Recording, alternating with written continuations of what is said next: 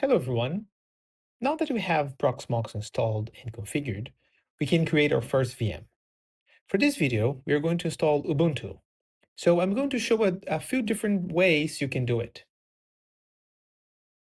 First, we can do the manual way. We first need to download the ISO and then copy it to the server. I have the server already logged in here. And when you click on your node, you click on PVE2, local PVE2. You go to ISO images, and then you click upload.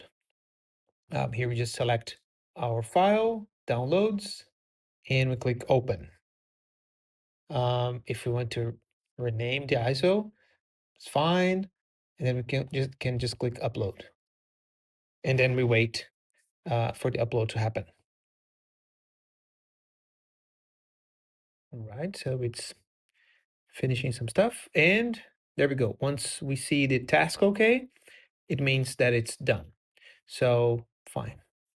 There is another way to copy an ISO file to our server that is downloading directly from the web page, from the source. So here I uploaded the desktop version, but I have ready here the download link for the download URL for Ubuntu server. So I can just paste the URL here and then click on query URL. So it's going to check what this URL is trying to download. You can see here it translated to the file name we want, the size, etc.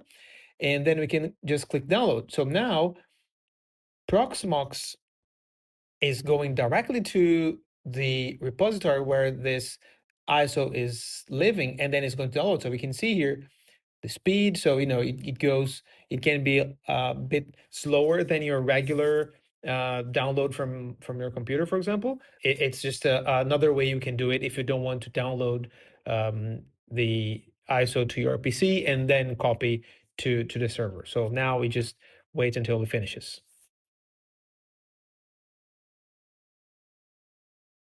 All right, so let's see. Yeah, task okay. So done. Now we can close this and we can see both ISOs are here.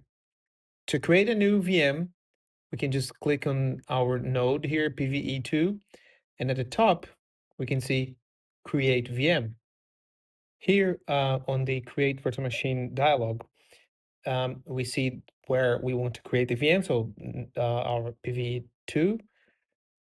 This VM ID, as it's our first VM, it's VM ID 100, but of course it can change to be 101, 102, whatever, but in our case, I'm leaving the default. We're giving it a name. If you want the VM to start automatically every time your host is rebooted, you can check this option, but in our case, I don't want it, so I'll leave unchecked. Click Next. OS, then we select our Ubuntu desktop ISO. We know that is a Linux, so we just leave here default. Next. So the graphics card, we can select the VirtIO GPU for enhanced performance, specifically for Ubuntu desktop VMs. The machine type we changed to Q35. That would allow also more advanced hardware capabilities. The BIOS, we select UEFI, and then the UEFI storage, where it's going to create the UEFI partition, we select our local VM.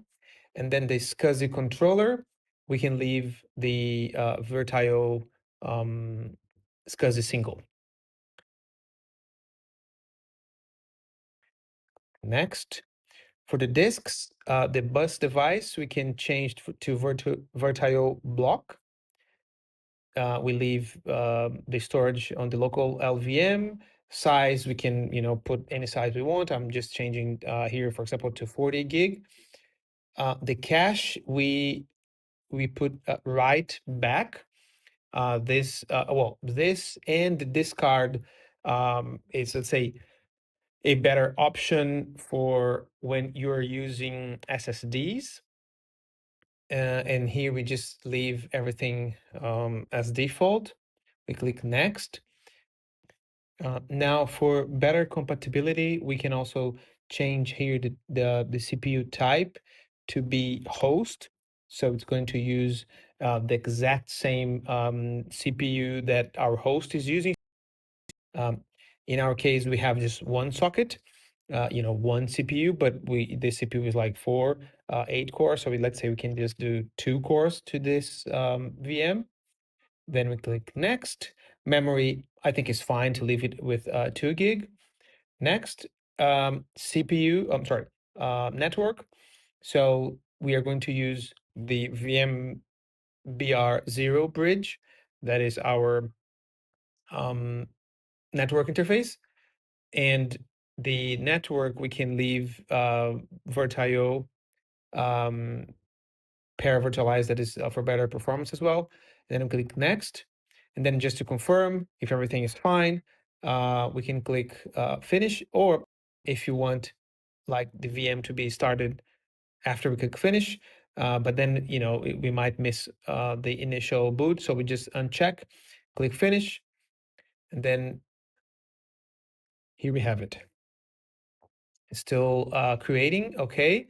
So now it should be ready. So what we can do is we can click on console, and you either click here on start now on here, or here on the top, start, same thing. So start now, and it's loading our ISO file, and there we go. There we have Ubuntu. So here, you just follow through the Ubuntu installation. I'm not going through everything here because you can customize however you want, but that's one way to install Ubuntu. The other way we have to create a VM, and this can be Ubuntu, this can be anything, is using the community scripts. On the community scripts, we have like the different virtualization scripts, for example, the one we used in our first video, but we also have here the operating systems. So let's say we want to run Debian. So we can select Debian here and just copy this command. Of course, you can just click here, I can select and paste on the shell. And there we go. Same thing. We can just follow here. But then there is one trick. Careful with cloud init. This is a configuration present on some VMs or some Linux distributions to help you setting up some stuff. So if you see this, that this image, for example, Ubuntu, I believe they use the same, yes, cloud init.